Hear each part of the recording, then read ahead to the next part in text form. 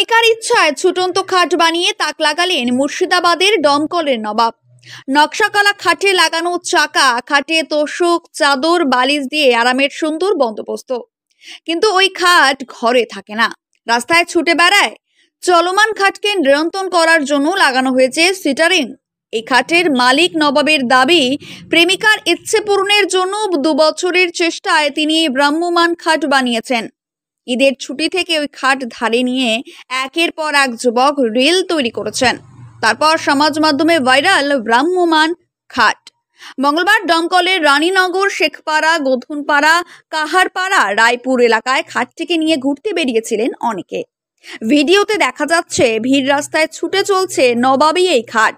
খাটের দুদিকে রয়েছে 2টি লুকিং গ্লাস আর গাড়ির আসনে গদি তোষক। সেই খাটের ওপর আয়েশ করে বসে এক যুবক।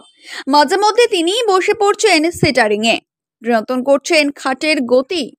নবাব জানাচ্ছেন, খাটটিকে চলমান করতে ব্যবহার করেছেন 800 সিসির একটি ইঞ্জিন। তার দাবি, এটি একটি প্রোটোটাইপ। মানুষের ভালো লাগে কিনা বুঝতে ঈদের দিন রাস্তায় নামিয়েছিলাম। কাজ শেষ করতে আরো কয়েক মাস লাগবে বলে সে জানায়। কিন্তু কিভাবে এবং কেন এমন অদ্ভুত খাট তৈরি করলেন নবাব? নবাব জানায়, নদীর পাড়ে সন্ধ্যায় বসেছিলাম। প্রেমিকা বলল, এত সুন্দর পরিবেশ, খাট থাকলে এখানেই ঘুমোতাম। এনে দিতে তো পারবি না, পারবি কি আমার জন্য?